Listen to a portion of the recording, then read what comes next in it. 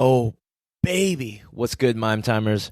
I'm really pumped for this episode and super happy to have none other but Johnny FD on the show. If you don't know, Johnny FD is one of the OG digital nomads who first blogged about his success traveling the world while selling stuff on the internets. If you want to know his experiences and expertise in business, entrepreneurship, and having that financial location independent lifestyle, it's all in his blog. There's a treasure trove of awesome stories and wisdom there on johnnyfd.com. For this episode, we talk about the Asian male struggle, how hard it was for us to grow up in America as an Asian minority, about having the right attitude to overcome our past victimhood mentality, taking practical steps to become a better version of ourselves, and becoming more comfortable in our own skin. We also talk about transcendence, bringing all the good things with you, leaving the bad stuff behind, and rising above our circumstances or situation by being the most we can be, accepting all experiences in our past, good or bad, and becoming happy with ourselves. One of the biggest takeaways I got from Johnny is, if you really truly want to make a difference, you have two ways. You can try to change other people, the world, the perception of Asian Americans or Asians or whatever it is out there, or you can change yourself to be the best version of yourself and transcend all that. He also said, if you become the best version of you, the best 5'4" Jonathan Kim, the best 5'1" Stella, the best version of whoever you are, you become the most authentic, genuine version of yourself. You get yourself in decent shape. You don't have to be insane like The Rock, but just the best version of yourself, whatever that is more than good enough. People will see that. People will accept that, gravitate towards it. If they don't, they're not worth your time. And it's all about consistency. Just whatever it is that you want to do, keep at it. No matter how many times I fall off this horse, and sometimes I fall hard, I've set it in my mind that I'm getting back on this horse, whether it's with my podcast or my fitness routine or just whatever it is I want to get out of this life. I'm going to get back on this horse and I'm going to ride hard till I can't no more. Oh. I know this is true because while I'm far from perfect, I have been striving to improve myself in every important facet of my life for years. I'm an example of this transformation, of this transcendence. Yo, if a bum like me can do this, you can too. People do see me. People do accept me for who I am. People gravitate towards me. It gets better and better as I become better and better. I want that for all of you too. It's totally mind-blowing how Johnny tells his story of being a lost, low-confidence loner to trailblazing into a god of online business and travel, literally bringing entire communities of people to come hang out with him wherever he is in the world. You know what time it is?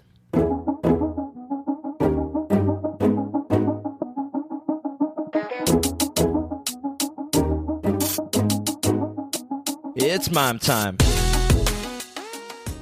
More now than ever, with the power of the internets, you can connect with like-minded people. You can find resources, books, literature, mentors, and communities of people out there to improve yourself. If you want to do that, just, hit me up on Instagram at mimetime or email me, inquiry@mimetime.com. I'm really just a normal dude figuring it out as I go along, growing in his journey to realize his max potential, and I want you to become part of this conversation and honestly, just help me out. If I'm messing up somewhere or you think I could improve, please let me know.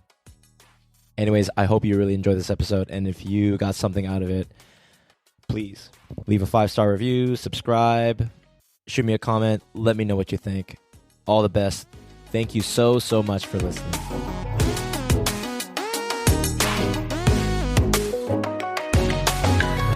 Oh, baby. It's mime time. What's up, everybody? Today we have a very special guest, Johnny FD, the one and only OG Digital Nomad. Hey guys. Wow, I can't believe we're actually having this conversation. It's kind of surreal because I first found out about you through Chris Kim's podcast, Badass Asian Dudes. And your episode with him, I thought was the first really awesome content. I mean, the other interviews were good as well, but I thought, wow, this is such an awesome interview in which other Asian American dudes can really glean from, maybe get some cheeky life hacks, maybe get some perspective from someone who's very experienced. So anyways, before I begin, Johnny, would you please tell us a little bit about yourself? Yeah, so what's up, everyone? Happy to be on the show, and I was really happy to get on Chris's podcast. So shout out to Chris, shout out to the Badass Asian Guys group, and I actually asked him to be on the show because I had heard the first 5 or 10 interviews, and I was like, oh, this is like really good, but it's all business stuff, and Asian guys are pretty good at business already. There's a lot of successful people doing business, and nobody was really talking about the struggle. People would maybe just mention quickly, like, "Oh yeah, by the way, it was hard growing up as an Asian guy and getting through The it." Asian struggle. Yeah, and they were like, "Yeah, but we got through it, and then this is how we did the business." So on the call, the interview that I did with him, I said, "Look, if people want to know more about the business side, I have a blog. I have podcasts. I've been on so many interviews. I talked about the business stuff. Let's dedicate this hour to what it took to overcome the struggles, and just kind of give people actionable advice and saying, like, this is how I overcame the confidence stuff. This is how I overcame the struggles with the parents approving. This is how I overcame this and that."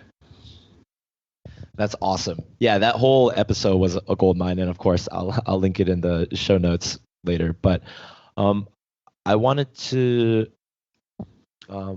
first of all, where are you right now? Are you in Sri Lanka? Yeah, it doesn't look like I'm in Sri Lanka, but I'm in Sri Lanka. But I'm in Welligam, a little surf town, and every single place here is like open air, by the beach, and it's really nice. But it's hot and it's not very quiet. So you caught me on a perfect day. Every once a week we have like brunch at the Marriott, and this just happens to be like the quiet room there. So I'm just hanging out here, and that's kind of a big life hack for everyone, especially in, I don't want to call them third world countries, but less developed countries. If you find a really nice hotel like a Marriott or a Hilton, just go there, have lunch there or breakfast there. It's not very expensive normally. I think we paid maybe $14 for like really nice brunch with coffee and fresh juices and great service, and then you can just hang out and use the facilities the whole day after. And it's kind of a nice way to break up these small beach town kind of local places where lunch might only be $1, but you're sweating and it's hot, and and that has its place. But once a week, it's nice to have something nice too. Oh yeah, that's a pretty cheeky digital nomad corporate hotel hack. Who is we, by the way? Is it other digital nomads? Yeah, actually, so I've been to Sri Lanka twice now. Last year I came by myself. I was dating this German girl, and she really wanted to meet up somewhere that had a kind of a beach, surf town. But I didn't want to go to Bali because I've been there a few times, and honestly, I don't really like Bali. I think it's a bit overhyped. And I was thinking, like, where else is there surfing in Asia? Because there's Costa Rica and then South America and Hawaii, but where in Asia is there surfing? And that's within a local flight from Bangkok, which we were both in Thailand at the time. That's pretty cheap. And Sri Lanka came on my radar, and I was so excited to come that even when she decided she wanted to go to Japan instead, well, no, I think she wanted to go to Vietnam first and then Japan. And I was like, you know what? I don't want to go to those places. Like, it's been fun hanging out. Maybe we'll connect again in the future. But I'm really excited to go to Sri Lanka. So I came by myself last year and had a really good time, and I really liked it. The only thing that was missing was community. So this year I decided I'm going to bring a community with me. And about 2 months before coming out, I told everyone on my personal Facebook. I told everyone on kind of my public Facebook. And then I made it a kind of unofficial after event for the Nomad Summit. So we had about 300 digital nomads come to Chiang Mai for the annual Nomad Summit conference. And 400? This year is about 300 something, yeah. So we have lots of people, from all around the world come, from all countries too. And afterwards, normally people are a bit lost. They're like, okay, where should I go next? And by just me making a post saying, anyone wants to go to Sri Lanka, I'm going, come with. And now we have a huge group of people here. That's awesome. Like when you were 5, 10 years old, like could you ever imagine that as an adult you'd be traveling around the world and hosting, conferences of people coming from all around the world who are making money, living like the 4-hour work week? I remember in your interview with Chris, you said this is such an amazing time to be alive, where you can travel the world and make money even while you travel. Um, but when you were a kid, you obviously had these struggles growing up as a Taiwanese Asian American, and I want us to delve into some of that for a bit. Especially with the Asian struggle. I grew up in on the East Coast of America, and in North Carolina, Kansas, and Rhode Island. And whereas I remember you said you grew up around a community of Hong Kongers who spoke Cantonese. You said that you felt out of place because your parents taught you Mandarin. I grew up around no Asian people except maybe like a Chinese kid here and there, and I would go to Korean church on the weekends and meet other Korean people. I didn't even speak Korean. So that really messed me up. It's like, it's not, my parents didn't even teach me like the Asian mother tongue. And so when you talked about how you said growing up, you felt like you didn't fit in with the white people, with the black people, or even with other Asian people, that really resonated with me. And I could tell that like we have a lot of similarities growing up, even though this is my first time actually talking with you. And what would you say to other young Asian men right now who are listening, who maybe they grew up adopted, or maybe they're like the only Asian kid in their town and they feel like they don't fit in? What would you tell them? I would tell them that you're really lucky, because right now in 2020 and going forward, the world is so connected. Not only do you have the internet, so you can find communities of people like yourself, but you can also just physically go there. You can work from there, you can live there, you can meet up there, whether it's for a conference like the Nomad Summit, or just, traveling as a digital nomad, or just saying, you know what, I'm just going to find where people are XYZ, or into this, weird kind of, unique trait, like let's say, you're Korean American, but really into Japanese culture. There are other people like that, somewhere in the world. You just need to find them and connect with them. And when I grew up, anyone born in 1981 or earlier in the 70s, it was hard because this is before internet. And even when AOL came out, it's not like you're going to go into like the Asian chat under like Japan and they'd be like, okay, let's meet up somewhere. It just wasn't normal. But now it's so normal to go to conferences, to go to meetups, to go to like retreats, and it's so much easier now. But even then, most of the Asian Americans I know, especially the young ones growing up, they're afraid to leave their bubble. They're afraid to travel, afraid to get out there. Or they do is, they blow all their money for like a 1 week or 2 week vacation. Like, no, just save up some money, get rid of all your stuff, and just take your time. Yeah, I think that's awesome. That's like the perfect thing to say. I wish someone had told me that earlier, because I say this often on my podcast. Like, I'm 27 now.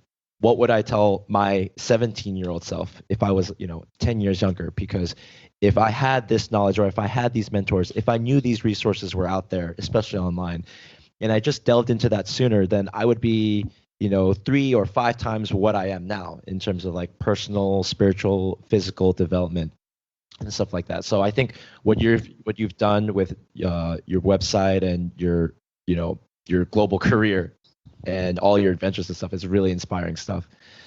And looking back on the Asian struggles, like feeling out of place, or not feeling like you could date the women that you want, or whatever it was. What was like the greatest challenge for you growing up? It was probably just feeling like I belonged or I was good enough. And the problem with that is I always tried way too hard.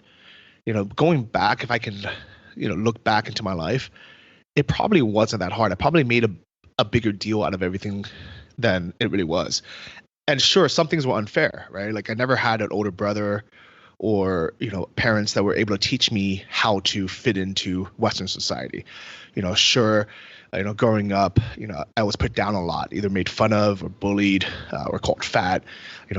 The girls I would try to talk to either weren't interested in me, or maybe I just didn't know how to talk to girls, and maybe they were just as shy and insecure as we were. And then when they rejected me, or they said, I don't know, date Asian guys, that really hurt me.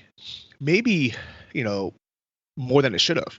Because now if someone says that to me, I'll just think, oh, that's a shame, because maybe there would have been a good connection. But back then, it would ruin my life. I mean, for months or years even, I would feel so inadequate.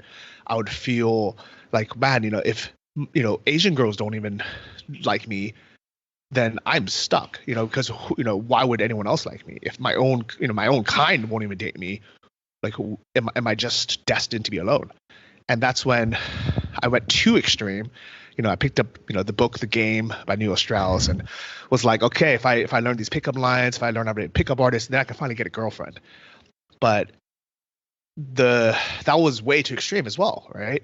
So I think that knowing what I know now, I would tell my younger self, look, if you just be the best version of yourself and go, either find the people who like you already for who you are, they exist, and just ignore everyone else.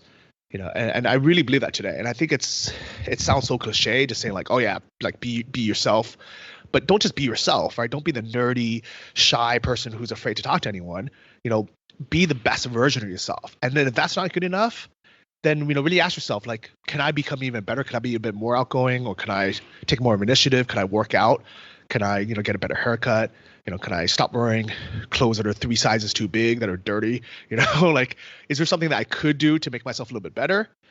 Or am I just meeting the wrong people? Do I just stop going to nightclubs where they value things that aren't really important to me? Maybe I should just go and meet people somewhere a little bit more low key, maybe at the church, maybe at a book club. I just want to say, I really love your haircut. Yeah. But you know what? It took me a long time actually to be comfortable shaving my head. And it was actually an accident. I was in Cambodia of all places, and I had like normal hair. Like, it wasn't super long or anything, but I had like a number 1 fade on the side, like a little hair on top. And the Cambodian guy was like, oh, number 1? I'm like, yeah, number 1. And he's like, okay, right down the center, 0 shave. And I was so angry at him. But I was thinking, like, he has to finish this, so I just sat there just, so pissed off for 20 minutes as he finished. And in my head, I was like, you know what, I'm gonna grab the clippers and shave his head and be like, I didn't want this. But luckily I was just like, you know what, it'll grow back, it's not a big deal. And the funny thing is, when I was telling my friends about this later, all of them were like, oh, it actually looks good on you. And then second, people were like, oh, you should have done that sooner. And that's when I realized, you know what, maybe we get so used to, what we think is the best for us or who we are, that we don't even realize when an easier, better change is right in front of our face. That's great. Yeah, the ego, I feel like gets in the way. And I feel like my own ego has gotten in the way of most of my life, just making life harder than it really needs to be. And I think that's what they call like the second dart syndrome. It's like life throws pain or struggles or, hardships your way, but then how you respond to that in self-judgment or self-loathing, that suffering, that is actually suffering. Like life can be painful. There's hardships in life, but then how you respond to that can be even worse depending on how negative your attitude is. And so I feel like, although growing up in America as an Asian kid, the only Asian kid, overweight and just feeling out of place, not even able to speak my own mother tongue,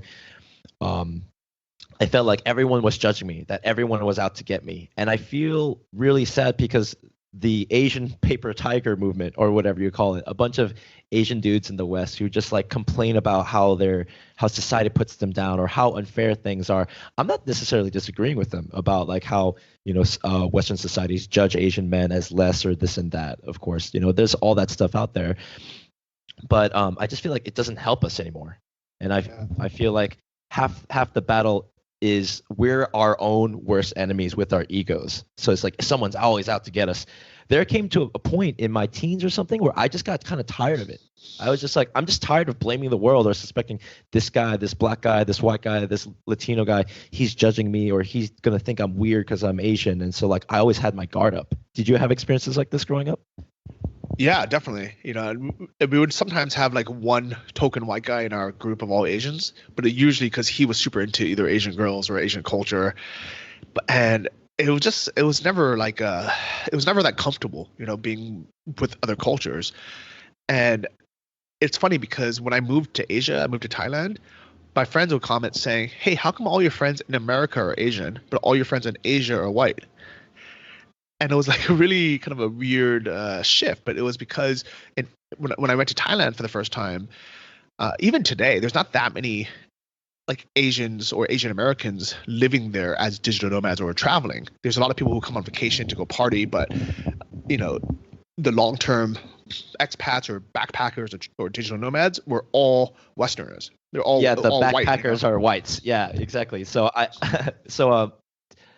think what you're doing is so cool because you set that precedent in the quantum field for other Asian dudes who grew up in the West to also be a part of like this backpacker / digital nomad community. Because I've been throughout Southeast Asia. I've been to Thailand and Vietnam, Laos, and then like meeting other expats or other travelers. They're mostly other white people, other white dudes, which is cool. Like I love people of all races and cultures, but it always felt like a little lonely.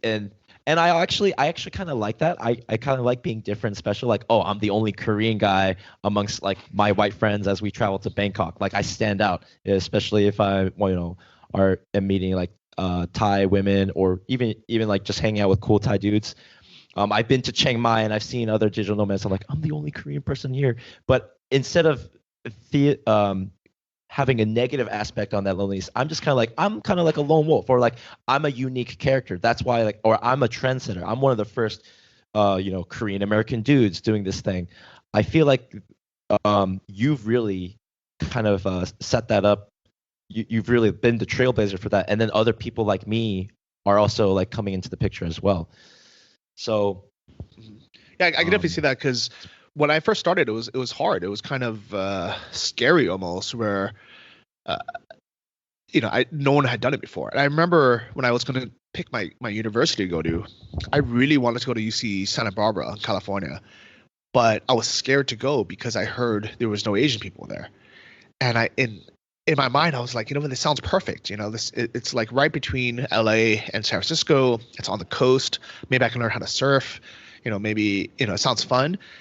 But I was so scared that I would not fit in or be accepted that I ended up going to UC Irvine instead, just because it was more of an Asian school. And it was my biggest regret until today. I hated UC Irvine. It was very boring. I didn't have that good of an education anyways. I never used my college degree. So it wasn't until I started traveling and I started kind of being forced to make friends from other countries and kind of venture out and expand my network of friends and kind of just my own experiences, that I realized, like, hey, this actually isn't as scary. People, and we all speak the same language. I mean, we're very fortunate that we all speak English because we can literally go anywhere in the world and we can have connections with people from everywhere. And the only problem with, I mean, I like trailblazing and blogging about it and saying, like, look, I've been to these countries now. It's fun, it's safe. Here's kind of a map of where I went, and people can follow along. But at the same time, the bad thing, especially with Asians, is we love going all to the same place and saying, oh, this is cool now. Okay, let's all go to this one place. Yes, of course. And then it kind of just kills it again. It's just like, I remember when I used to go raving, I used to go back in like, I don't even remember, like 99 or something, right? Like, and there was no Asian people at all. And when I was there, I never felt out of place because they didn't see me as being the Asian guy at the rave. They saw me as someone who found this underground rave that's part of this community. Like, just the fact that I found it before it's mainstream, people were like, wow, this guy must be cool. He's one of us. But then a few years later, until this day, now you have so many Asian people that go to EDC or these, big events. And then to make it worse, they bring their crew and they don't talk to anyone else. So they kind of go and they're like, okay, we want to be at this event, but we don't want other people coming in to talk to our girls, or we don't want to bother, we're just going to be with the people that we came with. And that kind of just messes everything else up again. Yeah, I mean, I went to Boracay in January for the first time, and I love Boracay and I love the Philippines. Supposedly, it's gotten really commercial after it closed down for 6 months in 2018. I don't know how wild it was before because I never went. But my point being, I went and I saw so many Korean people.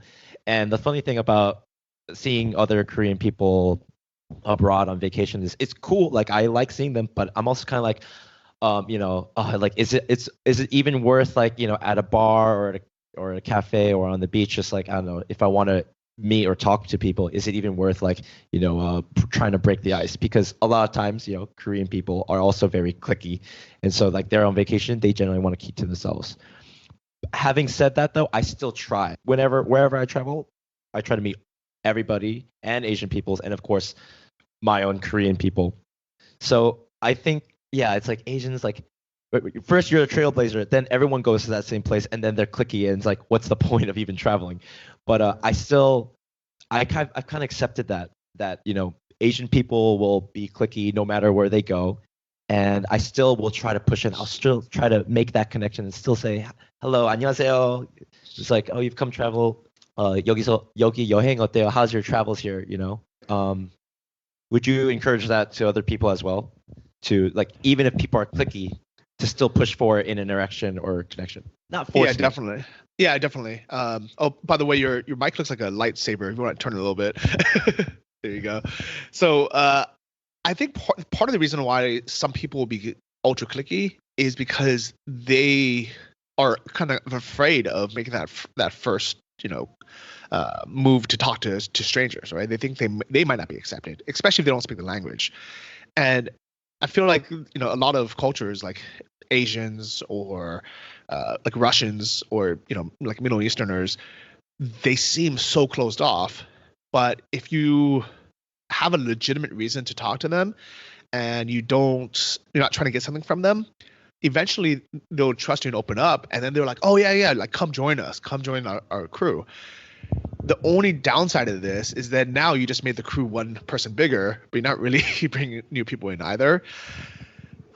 I've decided this, and this kind of applies to everything. And in kind of this world that we live in, we have a couple options, right? One is we can either try to change things and make it better, and whether this is Asian stereotypes, whether it's the things that Asians do that make life harder, like being too cliquey, or we can just ignore it and say, you know what, I'm just gonna live my own life. I'm not gonna let it bother me. All right. The pros and cons of that, doing the latter, and that's kind of what I ended up doing. I kind of left the U.S. and said, I'm just gonna trailblaze and do my own thing. On one hand, it was good because I was able to figure things out for myself.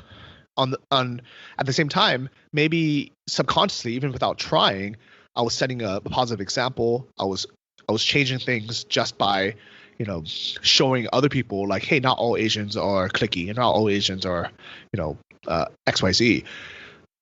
But then I think what really made my life better, and what I think I encourage everyone to do, is think of a third option, and that's try to transcend the negative parts, bring all the good things with you, but leave the bad things behind. So part of that could be when you travel, meet people, but then introduce like the Korean culture and food, right? So, when I'm in Thailand, sometimes I'll have Korean barbecue with friends, with people from Australia or Europe or Thai people that normally wouldn't go to authentic, Korean restaurant. And I think that part kind of shows them this other side, like, oh, we're making this connection. But at the same time, not being just so into our own culture where we only eat Korean food every meal of the day when we travel to other countries. And I know this is a thing because when I did my 23andMe and I found out I was part Korean, I made a joke for a month traveling to new places, and I would only post photos of me eating at Korean restaurants. And I was like, yep, I'm in Nepal now, and I'll take a picture in a Korean restaurant in Nepal. And I'm like, yeah, I'm in Germany now, and it's just me in a Korean restaurant. I think that's one that's hilarious. And two, a part of me is like, okay, like I don't want to ever eat Korean food when I'm like going to Thailand or something, because I live in Korea now, and so if I want good Korean food, I'll go around the corner. But what I do like to do is if there are, say, Korean immigrants or Korean expats whose families maybe moved to Vietnam like a couple of decades ago, I like to connect with those people, or even go to the Koreatown, because it's actually just the novelty is enough for me to want to go there. So at first I kind of disdained it, like, oh, why would I want to see like Korean stuff in like another setting? But actually, yeah, that's cool. Korean stuff in like another setting, in the midst of another city like Ho Chi Minh or something like that.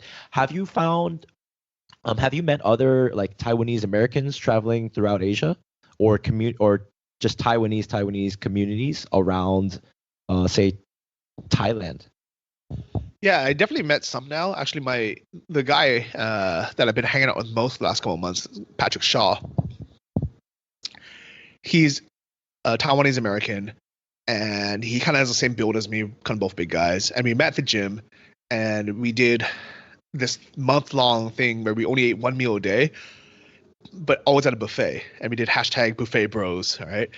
And I didn't even know he was Taiwanese for the first like 3 weeks that we knew each other, because it just never came up. I just saw him as another cool guy that I met in Thailand that I traveled with. I knew he was Asian, but then it wasn't that big of a deal. Like, it came up when it came up, but I think sometimes we care too much about that in the beginning, where it really doesn't matter yet.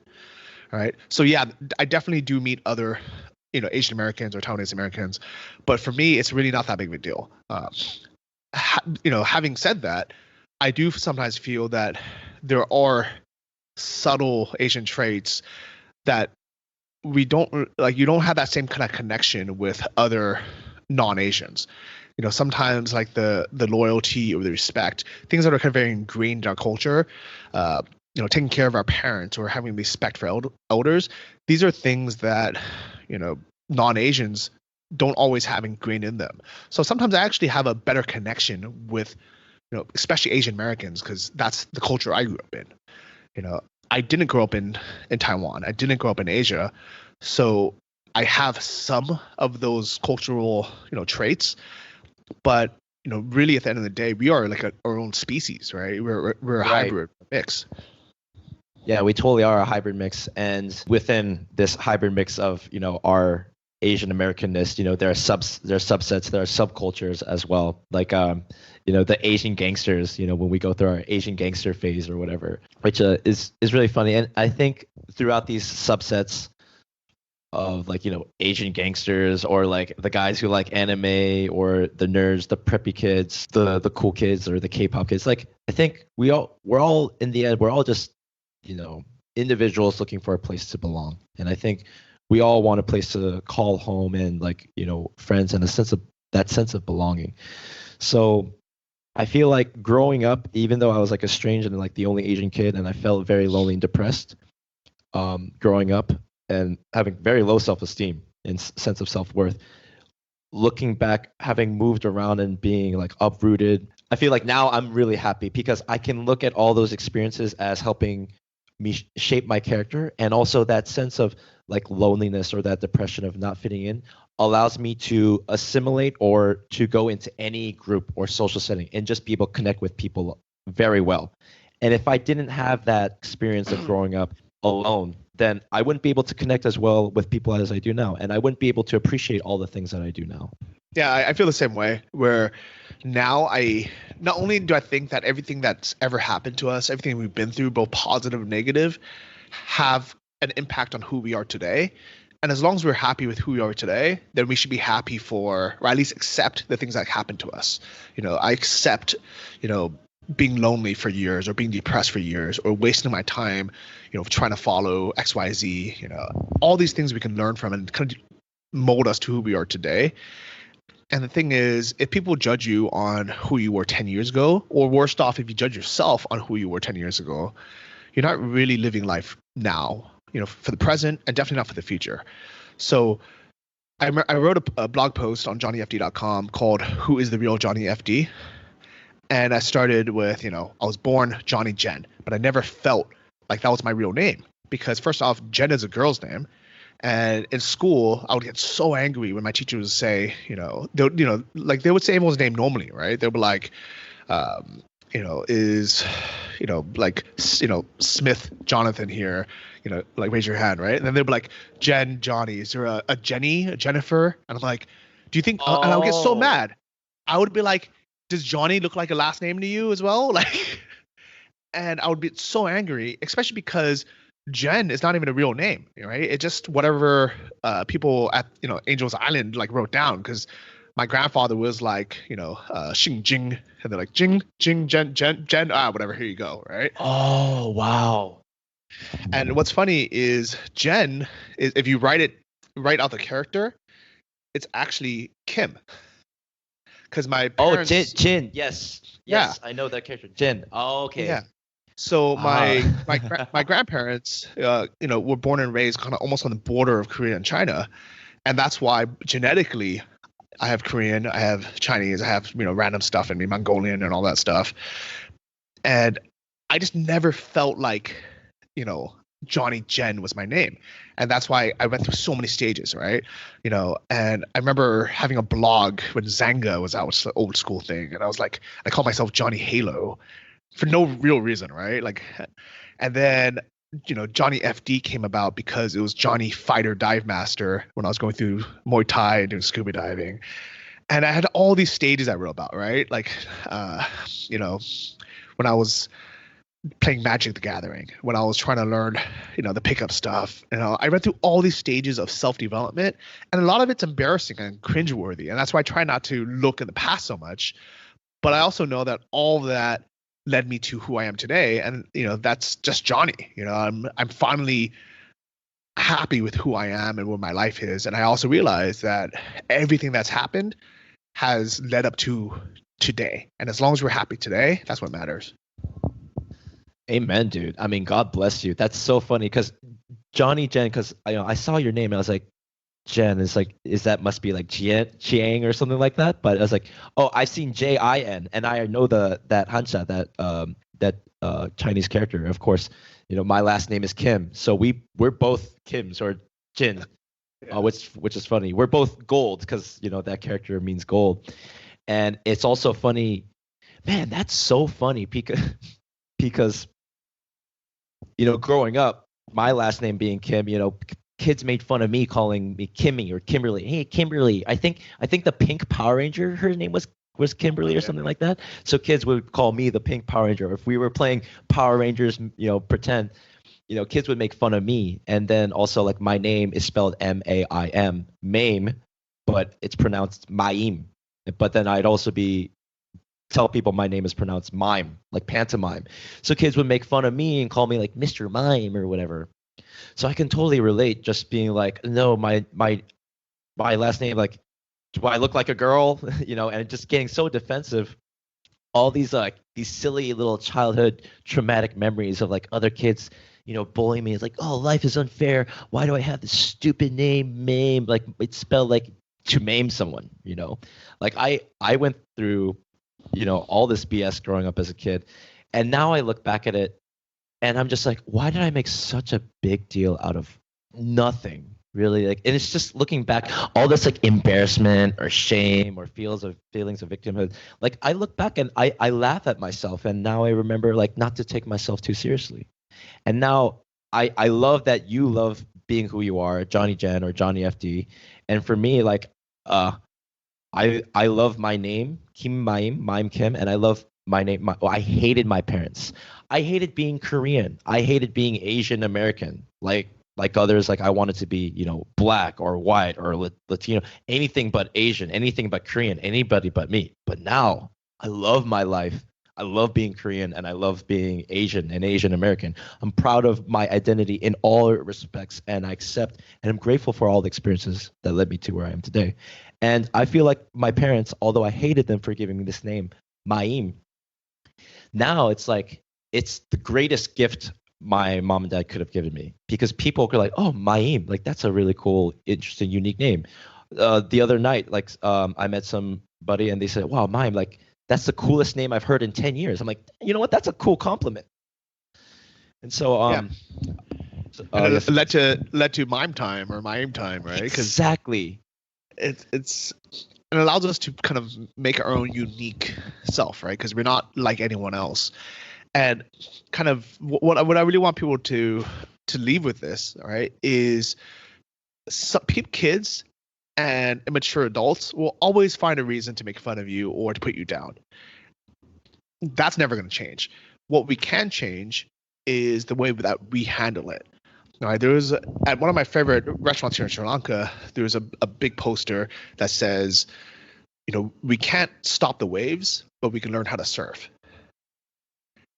And that really hit home because I realized, I was like, yeah, waves could be this beautiful thing that you can learn to ride and really enjoy, or you can just have it punish you over and over again.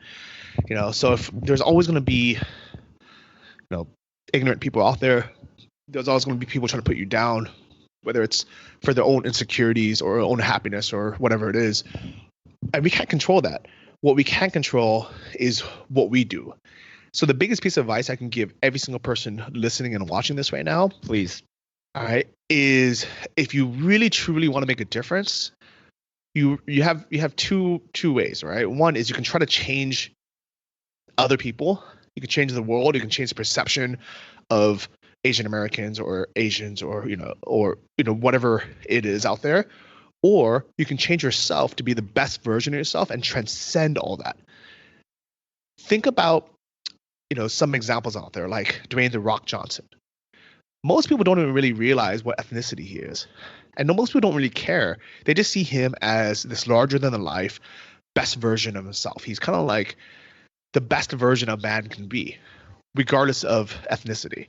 He's in really good shape. He's very charismatic and outgoing and confident. Yet he's very humble. He's very kind. He's very generous. And if every one of us, not all of us can be 6'2" or 300 pounds of muscle. Maybe that's not who we're destined to be, right? But if we can recognize the things that we have control over of accepting, and it's accept that, and then make the most out of the things we can change, and better ourselves, that leads to the best version of ourselves. And I would guarantee that for every person out there, that is good enough. And if it's not good enough to someone, screw them.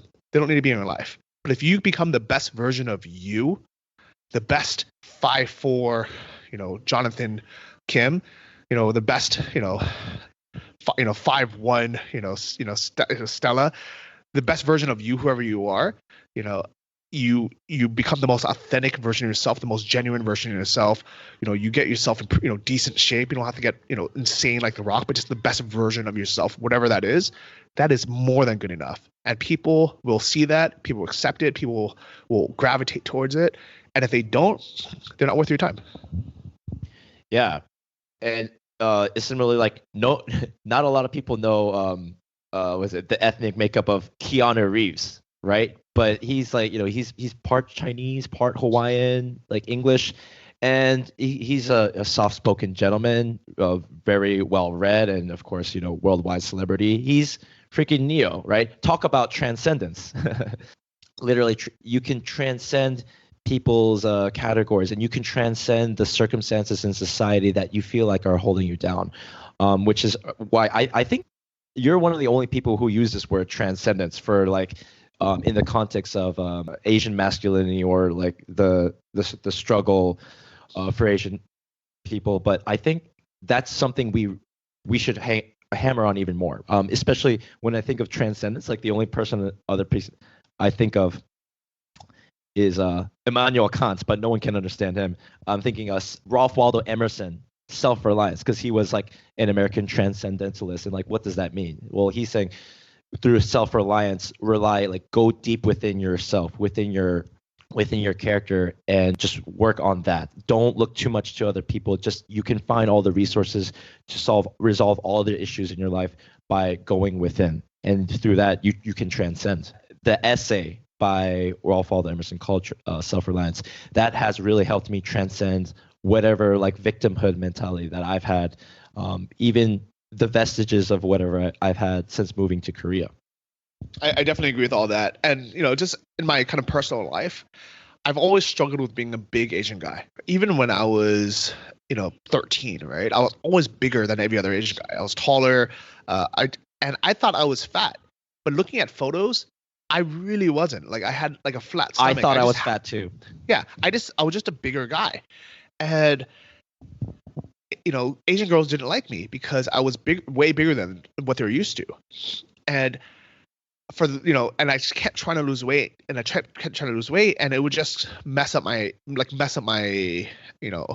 diet, and I would end up actually getting fat. And so if I look at photos in my past, it was always a struggle. And finally, a few years ago, I was like, you know what? I'm just naturally a big guy. Let me just like lift weights and just get big, and just say, you know what? This is what my body wants to do. I'm just gonna have it do what it wants to do. And then I realized, you know what? Not every girl's gonna like big dudes, but the ones that like big guys really like big guys. And it's kind of just like filters things out, all right?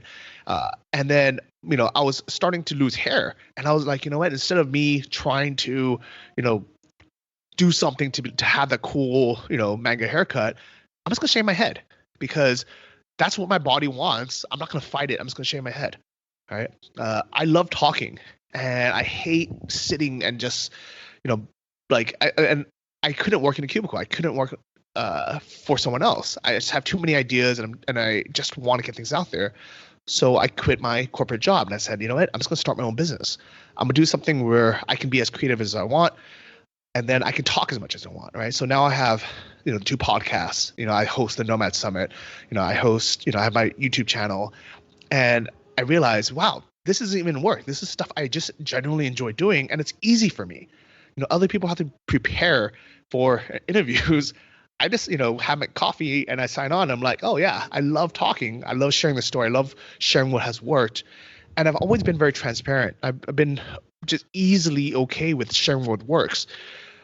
And for some people, they're like, man, Johnny, I can't believe you write, your exact, income every month on your blog. I can't believe you write down your goals every month. Aren't you afraid of people, XYZ, right? Judging you, putting you down, whatever it is. But I've always been okay with doing that. And I just made it on a bigger platform.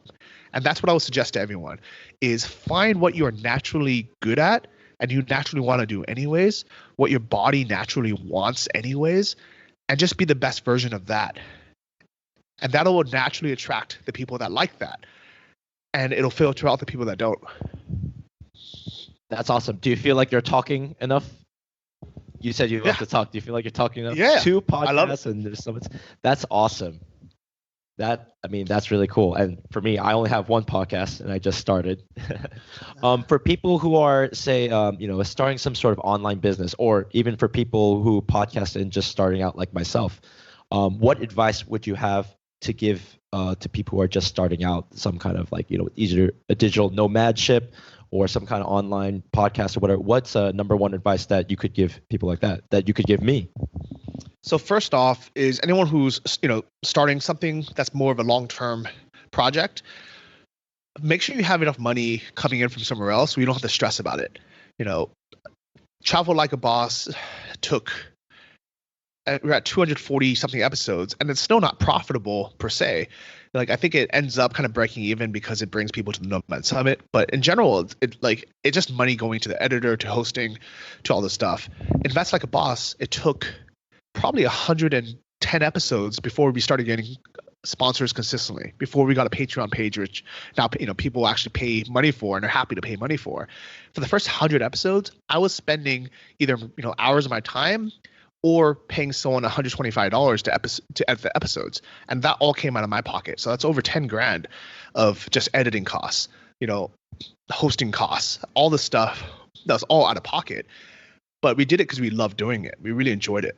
And luckily, for Travel Like a Boss, it was just me, and it was a passion project. I had money coming in from my e-commerce stores. And then for Invest Like a Boss, me and my co-host, we both had money coming in from other sources. So we never thought of it as a money-making thing. So many people, they want to start something that's a passion project or something that's kind of like a long-term, I don't want to call it play, but like a long-term idea, whether it's a blog or a content thing, even a YouTube channel. And then they're like, well, I need to make money from it within 2 months. And it's not going to work that way. First off, it takes a long time for things to gain trust, to train to gain eyeballs and ears. But also, it just, if you start to monetize something right in the beginning, people don't like that. People, they want to feel like they got something first, and then they're happy to give back. Yeah, that's great. And speaking of which, I'm not even 2 full months into this, and I don't have any plans of monetizing this immediately. Of course, I do have ideas, but this is like a long passion play from me, because this is something that I said that for 2020 I'm going to start this, and I'm going to be invested into this and really try to learn all the relevant skills and pay out of pocket for whatever I need to for as long as I can from my other freelancing jobs. About what time do you think people should, start making a move towards monetization for, say, a podcaster like me? Is it like a year in when you have, 500 to 1,000 subscribers? Like, at what point do you think there should be these definite steps made? It's really, really hard to say with podcasts, because it's as you know, iTunes doesn't even really tell us how many subscribers we have. They start showing how many downloads you have. But in general, I think you need about 5,000 downloads per episode for most sponsors to really want to shell out the money, because before that, it's not really worth their time to find a bunch of small people. But what you can do is you can promote your own things, right? Like if you have, an event coming up, or if you're an affiliate for someone else, you could start promoting things that you believe in anyways, just to kind of have something out there. But it's that magical 5,000 downloads per episode number that really gets people interested in saying, okay, now I want to sponsor. Okay, so for sponsorships, 5K downloads an episode. Okay, that's a interesting benchmark. I'll look into that. Thank you. And I was also thinking later on in future episodes, I also want to promote to my audience to come to my club, to come to my parties, because I'm a party club promoter.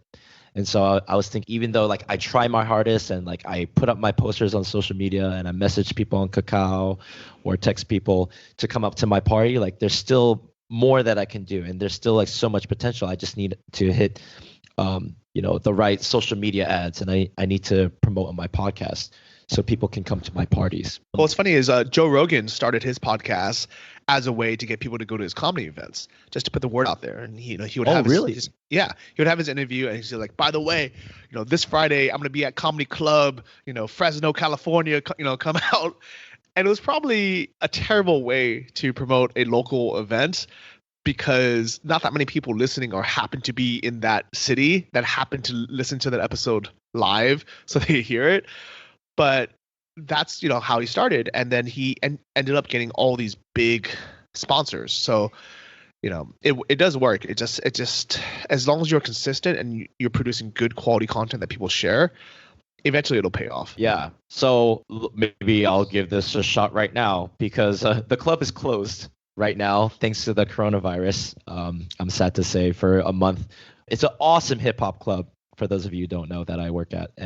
But it's called Club Boom Bar. It's in Itaewon, Seoul, and we're going to do, this is not completely confirmed, so take it with a grain of salt, but March 28th, Saturday, we're going to have a big reopening party. So if you're in Seoul, then please hit your boy Mime Time up, and I will get you on the guest list, and I'll get you drinks. You can bring your friends or your girls or your boys, and I'll make you look super cool, and we'll all have a great time. Okay, great. I've just done my first promotion on Mime Time. Nice, man. And you know what? Make that a habit, because if you're consistent with it, that's when it pays off, right? Yeah. Oh, that's actually kind of fun. And yeah, that's actually one of the reasons why I want to start this podcast, because I just want to be like, hey, I work in an awesome club. Come to my parties. It's so much fun, and you're gonna meet cool people like maybe Johnny FD. Johnny FD, please come to my party. Yeah, I do. If I was in Korea, I would come for sure. And here's the thing is, by us recommending things that we truly believe is a good value that people would enjoy, it's a benefit to them and a benefit to us. So it's one of those things where it's not like, just send us money for no reason, or just, go to this, crappy club that no one's going to be at. It's, you're like, no, this club really is cool, and if you come, I'm going to hook you up. And that really makes it a win-win. And on top of that, the more people that listen to this, the more your listeners are going to go to that club, which means that they get to meet other like-minded people. that is the best way to meet friends and network. You can be like, oh yeah, you're also my time, listener. That's awesome. Yeah, and I think it's also something I've really thought about because I don't know many other podcasters or whatever who are like actively working in a nightlife context where they are regularly hosting events that, to tell people to come out regularly to club, so like other like-minded people could gather would be great. I went to my favorite podcaster's 40th birthday, Jordan Harbinger, a couple weeks ago. I went to his 40th birthday in Reno, Nevada. And for one day, we spent a whole day in prison. It was for this program called Hustle 2.0, where we help some incarcerated men who, want to get out, start a new life to really help these men who've, turned around. And, we help them with like job interviews and this and that. So I signed up to go to this thing with like 50 other listeners. And then when I met with these listeners, like I made like new best friends for life. That feeling, the internet is so crazy. It's just like, wow, we've listened to like the same interviews and then getting to know each other. We've had similar experiences, even though we're very different people from all over the world. I'm really excited. And even just talking to you like this gets me really pumped for the next 100 episodes and see where this podcast will go. Do you have any advice for me as personally as I continue along? Just stay consistent, man. Like just stay consistent, because at the end of the day, like that's the most important thing, right? Whether it's going to the gym, whether it's, working and making money and building a business, it's all about consistency, man. Like it's funny because I have one of the worst gym routines in the world, but I just go all the time. and like I have this rule where anytime I walk by a pull-up bar or something I can do pull-ups on, whether it's just like, a children's playground or a tree branch, whatever it is, I'll do a set of pull-ups. And people always ask, like, Johnny, how can you do so many pull-ups? You're this big, heavy dude. And I'm like, well, it's because I just do it all the time. If you're doing something consistently, whether it's working on your business, whether, it's doing pull-ups, or whether it's anything else, you'll eventually excel in it. So that's my advice to everyone out there is be the best version of yourself and stay consistent with it, because that's really what matters. Oh, man, that's awesome. Yes, stay consistent, making 1% changes like every day. One of my favorite podcast episodes ever was the first episode I ever listened from Jordan Harbinger, episode 108, with an author named James Clear. And he wrote this book called Atomic Habits. And in that book, he talks about making 1% changes every day. And if you do that, if you make a 1% change every day or 1% improvement in something every day, then by the end of the year, you're like 37% better. I would encourage to everybody, because I didn't always like wear suspenders and a bow tie and have a dope haircut or like, have a good life. I had to work at every single aspect in my life. Again, I always want to encourage my listeners, whoever's listening or watching, to do the same, like put in the time consistently, just a little bit every day. And maybe one day you'll be in a podcast interview with Johnny FD and Mime Time. I love it. Well, I got to head out, guys, but it's been really, really good to be on the show. If you guys want to reach out to me, johnnyfd.com is my blog, easiest way. And if you like podcasts, listen to Travel Like a Boss podcast for interviews with location independent entrepreneurs, or Invest Like a Boss, which we talk about kind of financial independence. Or if you want to meet in person, the next Nomad Summit is going to be in Tbilisi, Georgia this May. Love to meet you guys out there or somewhere in the world, and bring me some Asian cookies or something, because I do miss it when I'm traveling. All right. Wow. Thank you so much, Johnny, bro. Like I really appreciate this. This is super cool, and it's been a real privilege and honor. And I hope we get to meet up soon. If not 2020, sometime after this whole coronavirus stuff has blown over, hopefully. Yeah. Don't let that stress you out, guys. All right. See you, man. See all of you guys. See you, Johnny. See you, everyone. Peace out.